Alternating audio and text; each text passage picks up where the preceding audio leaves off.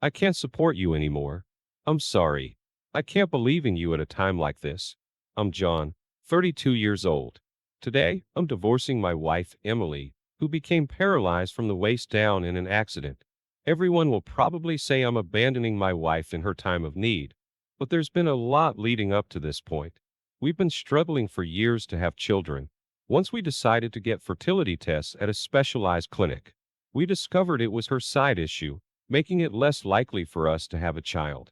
Emily cried and apologized to me every day. I didn't know what to say to her, and we both became depressed.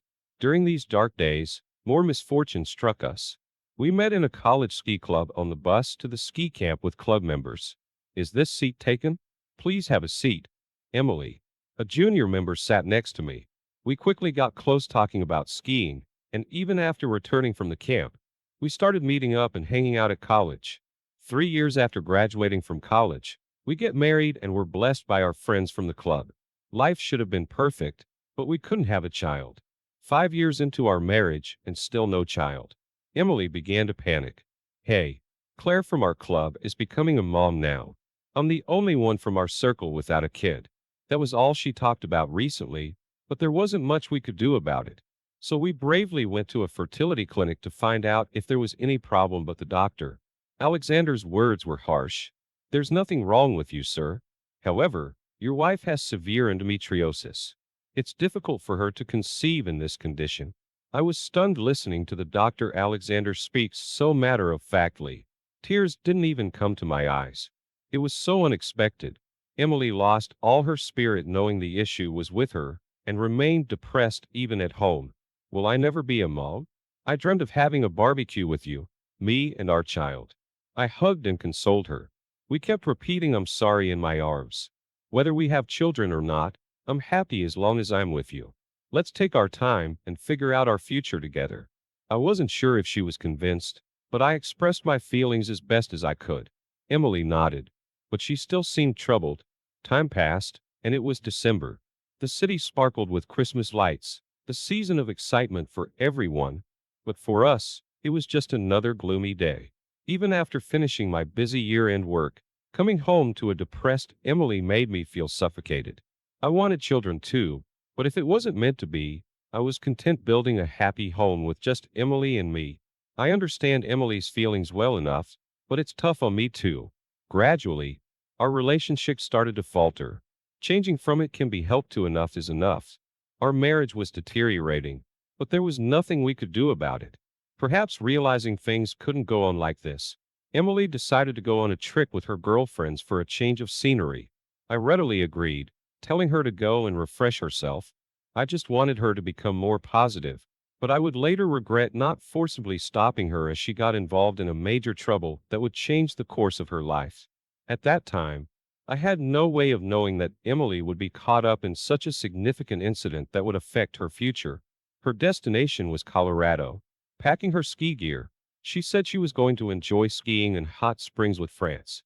She was looking forward to stopping by Aspen on the way back, a place that held fond memories for us since that's where we had our wedding. Feeling relieved after seeing Emily off, I focused on work at the office. That's when I received a call from an unfamiliar number. Hello, is this John's phone? I apologize for the sudden call. This is the Colorado State Police. I'm calling about your wife, Emily. She was involved in an accident. Her car slipped on the snow. I'll give you the details of the hospital, the officer explained. Shocked, I hastily informed my boss and rushed out of the office. Emily, who waved goodbye so cheerfully in an accident, a slip on the snow. It couldn't be a minor injury if the call wasn't from Emily herself. All I could hope for was her survival as I boarded the train to Aspen. When I stepped off at Aspen Station, the cold wind hit my face like a slab surrounded by a blanket of snow. Completely different from the scenery in New York, I huddled up due to the cold. I caught a taxi waiting at the station's roundabout and rushed to the hospital. Arriving at the hospital in a panic, I was greeted by several nurses and police officers. John, your wife is currently in the ICU. A nurse said that, leading me to where Emily was. Through the ICU glass I saw Emily, her body connected to numerous tubes, and I immediately realized the gravity of the situation. My anxiety intensified. The reality in front of me crushed all my hopes that this was a lie. Tears streamed down my face, too overwhelmed to wipe them away. After the nurses finished explaining, two police officers started their briefing. John, can we explain the details of the accident? Their hesitant manner made me uneasy. Your wife was with a male passenger. Were you aware of that? I was stunned, hardly believing what I was hearing. A man? Emily. No, I thought she was with girlfriends. Is that not the case? That was all I could manage to ask Emily. Meeting another man, I was certain she had planned a trip with her girlfriends, but now she was involved in an accident with a lover. Seeing my silence, the officer seemed flustered. If you weren't aware, it's okay. Thankfully, the male passenger only had minor injuries and has already been discharged. Now, all we can do is wait for your wife's condition to stabilize, they said, and left. Left behind. I sat on a bench, my head in my hands. What was going on? What was Emily doing? Why did she lie to me? I must have sat there, dazed for quite some time. Then, from a distance, I faintly heard someone calling. Is Emily's husband here? She's regained consciousness. Hearing the nurse's voice, eager to share the good news, I snapped back to reality. Hurrying to Emily's side, I saw her in pain, trying to tell me something. John, I'm really sorry. She murmured this to me, barely conscious. It's okay. Don't worry, stay strong, Emily. I encouraged her frantically, forgetting what the police officer had told me. Later, I was called by Dr. Shelton for an explanation. Can my wife recover fully? I asked apprehensively. Dr. Shelton gave a grim explanation. Unfortunately, your wife has sustained a severe spinal injury. It's highly likely she'll be paralyzed from the waist down, so she won't be able to live as before. Most likely she'll need a wheelchair given her current condition.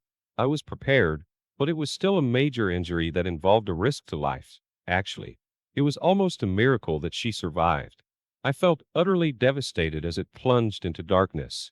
Since then, I visited Emily in the hospital every weekend, supporting her through rehabilitation when she could eat by herself. Mr. Duck. The courage to ask her something that had been troubling me. Emily, I need to ask you something. Who were you with on the day of the accident? Emily froze for a moment, clearly troubled. I'm sorry. I can tell you it was someone I shouldn't have been with. I did something really foolish. Finally, Emily made a statement that seemed like an admission of her affair, and that single sentence became the decisive factor in my decision to divorce.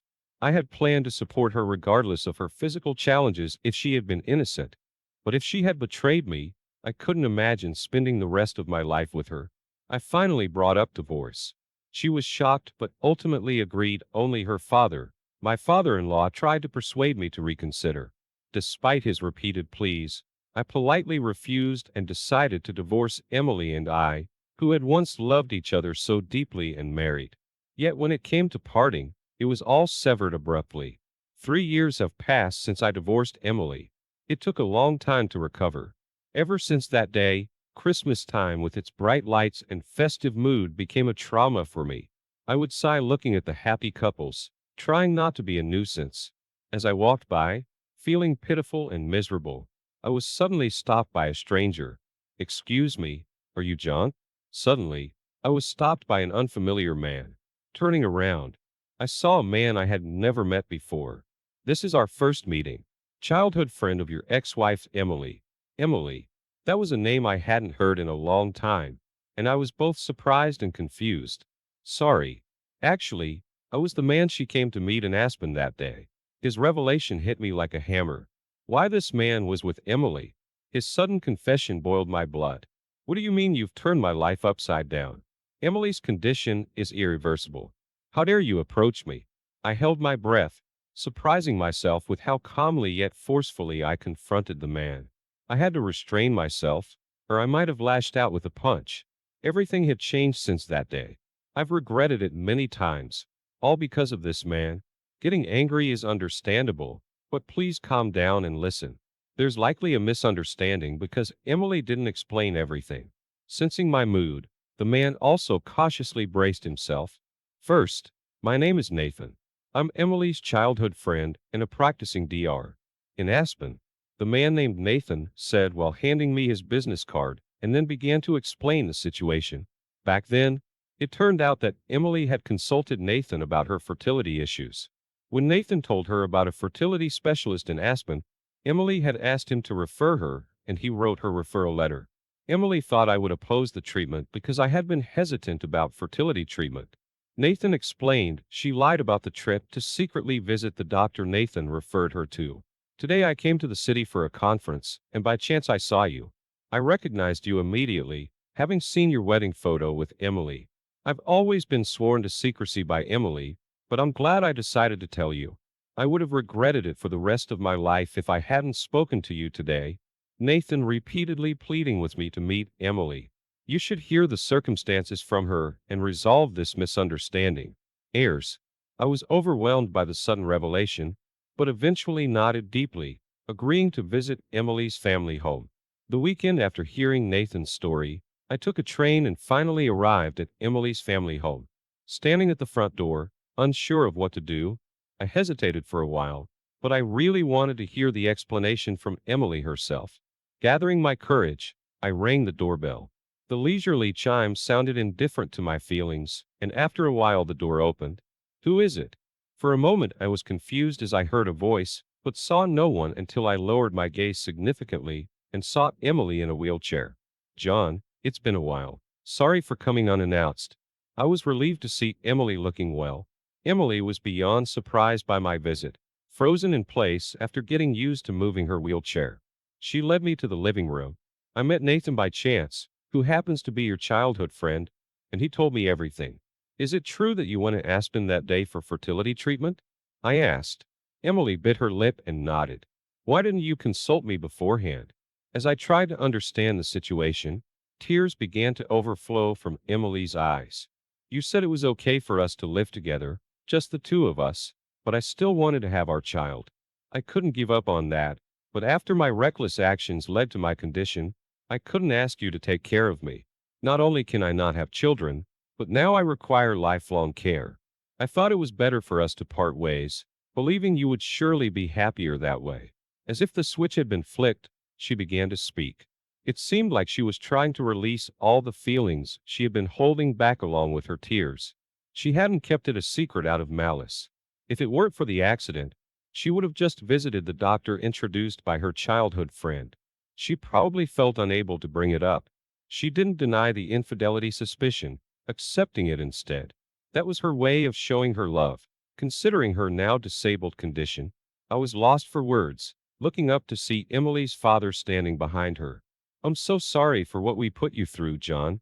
I knew about it too, but as a parent it was unbearable to see my daughter face a lonely future. With her disability, please forgive us, he said, facing them. I straightened up. I'm also responsible. Emily was suffering and I was insensitive to say that it was okay not to have children. We should have explored more possibilities that we both could agree on. I admitted, reaching out. I held Emily's hands resting on her lap. I'm so sorry for leaving you alone, Emily. I apologize for my heart kneeling in front of Emily in her wheelchair, holding her hands. I was like a knight seeking forgiveness from his princess. Now I understand what you were saying. Even with a body that can bear children, I should have thought of ways to make you happy. As your wife, I should have genuinely appreciated that you've stayed by my side and changed. Emily also opened up to me about her honest feelings. Now, finally, we were both able to express our reflections and regrets. And so we were able to correct the years-long mistake of mismatched bones. Several years later we remarried. We both regretted the divorce and still had love for each other. It's not easy, but I want to try again. Ira proposed to Emily, pledging my love to her. Emily was happy, but remained puzzled until the end by her need for care. I faced each of her fears one by one, discussing solutions together. We renovated our home for accessibility, and when I'm not around we rely on a caretaker. Even if we can have children, we wanted to live together.